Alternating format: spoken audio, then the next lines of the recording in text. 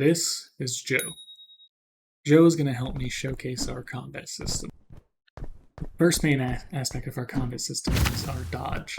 Our dodge is linked into our movement system, being the same key binding we use to start our base. So we wanted it to be fast, and we also wanted it to be directional.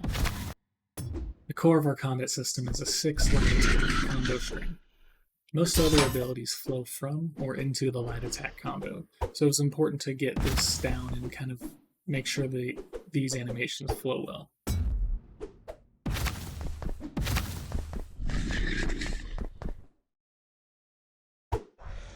Building on top of the light attacks are our claw combos, which function basically as combat finishers or combo finishers to vary up combat and give you simple options in the middle of a fight.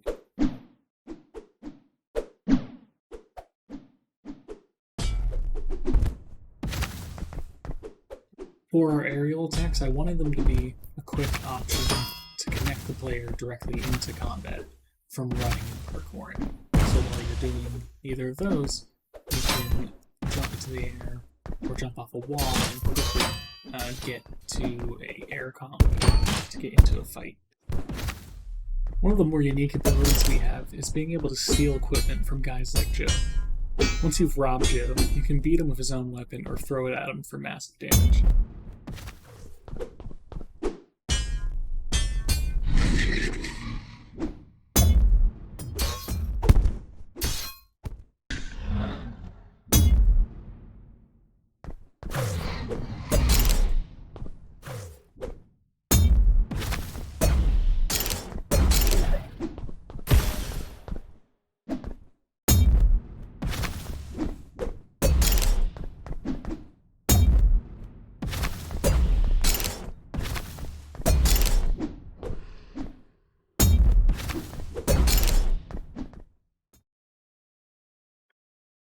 You can also use your claw to grapple directly to a target enemy, briefly stunning them as you pull yourself forward.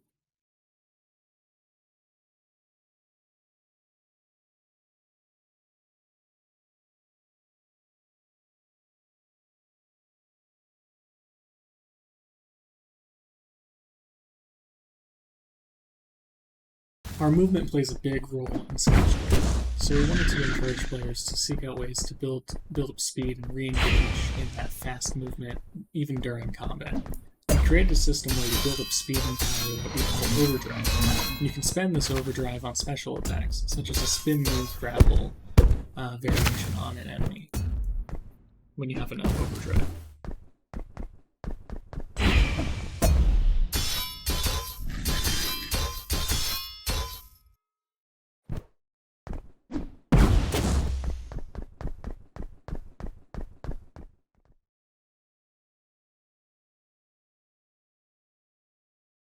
So one of the cooler abilities we have is the ability to grapple to certain points with a spin.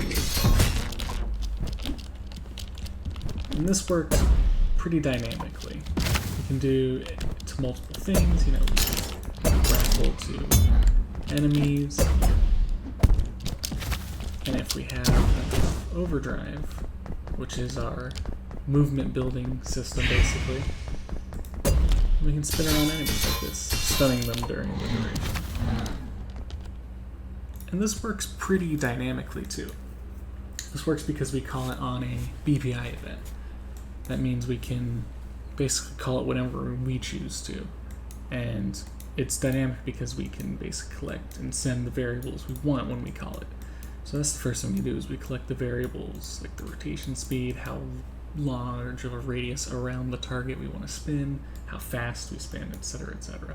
Then we also collect the location where we hit with our claw when I shoot this out. So if I go up here, I'll go up there. This can also be disabled if you don't want a point. If you don't want, a dynamic point. But first thing we do is we disable the movement of the player during this move. You can cancel out of these spins anytime. It was important to us, but players have a lot of autonomy. But you can cancel out of it by jumping or by dashing. But during the spin, you can't move. you grapple to this using Unreal's built-in move component 2. We move you, basically interpolate you to that grapple location over a set amount of time determined by how far you are from the pillar or the enemy that you hit. And then we do a pretty simple spin up to a certain point. If you're still in the spin move, basically, by the time this duration is up, then it automatically resets you from the spin move, and then we clear a whole bunch of variables. However, if you don't, then we do more things. So the first thing we do is we make sure we have some hyper armor so that you can't just get like stun locked out of the spin move, at least for most of it. This is basically just for tuning. Here's where we set the animations, and we also, if we want to move the camera to a specific point, if we want to have a different view. Sometimes it doesn't work to have the camera follow around for the spin move, but if it's around an enemy, we still want the camera to be the player's camera. So the actual spin is here. It's basically if we are in the spin move, then we start activating this special movement. So we get some of those variables we collected before, and it's set for rotation speed, and then we basically get our current rotation. Since this is on tick, it's updated every frame. This will be updated as we basically rotate around the pillar. So if we're in the spin move, we get the target, and then we rotate basically around the point using those variables we collected.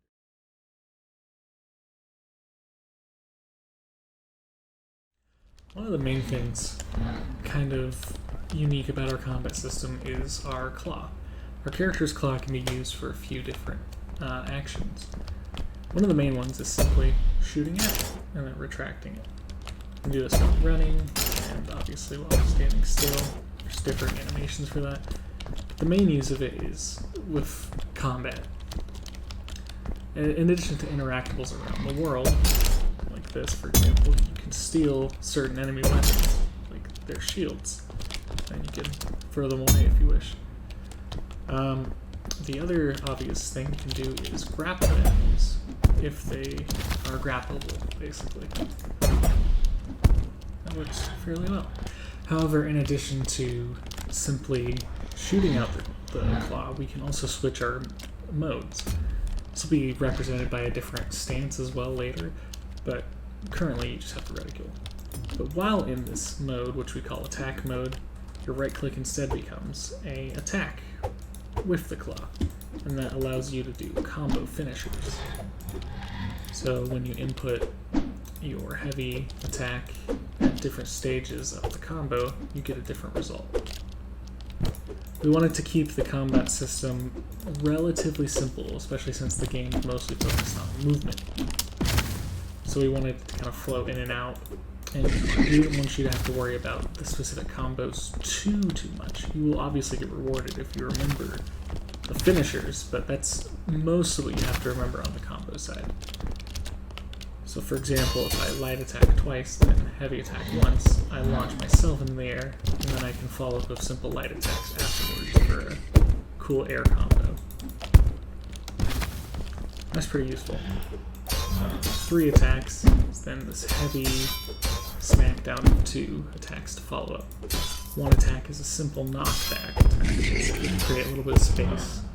And a simple right click is just a basic attack that really won't do too much. And finally, if you get to the end of a string, you'll do a very heavy, high damaging multi-attack, basically. And how our claw works in code-wise is a pretty good encapsulation of our thought process behind most of our combat, which is basically we are taking into account a lot of contextual information. It's fairly, basic on the surface, but it gets pretty, complex as we go down the line. This is a fairly simple implementation of it, but our main light attacks, for example, are a little more complicated. But this is a cleaner, good example of the general thought process. So basically, we check a lot of the conditions. Are we falling? Are we in the air jumping? Do we just counterattack, or is our counterattack available? And then we do certain actions based off of these. It's pretty fundamental stuff, but we think we've got it down to a pretty decent system. So the first thing we do is, if you're in the air, then we do a few other things. One is a specific attack, and the other is shooting out our claw. The other is basically the main ground path that I want to show off, which is our finisher moves.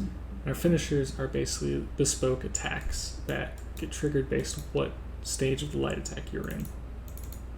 So if you had attacked twice, or once, you would get the sideswipe attack. And they have their specific functions here. It was important to kind of keep it relatively modular as we build out, so we could kind of mix and match them as we go. Obviously, there's still a lot more work that we can do, and there's a lot of problem solving we had to do to kind of take what we originally had, which was a very messy and very rudimentary system. And while this isn't exactly different, it's just a lot cleaner and with a lot more allowances. Basically, we had to make sure that, since a lot of our attacks are based off Boolean information, Boolean variables, right? A lot of the times, the problems with that kind of system is that you can quickly run into issues where Booleans are left on, either because the animation didn't finish playing, or some other issue happens where an animation gets canceled, and then a notify that you're relying on doesn't go off. So basically, our first solution was a lot of smaller checks here and there, basically, to kind of eliminate that. Basically, a big polish patch. But as we go, kind of being smarter about how we're firing off these events and keeping these attacks kind of self-contained with the Boolean logic has made a big difference here, at least, to not run into kind of the classic always breaking combat system if you spam buttons, basically.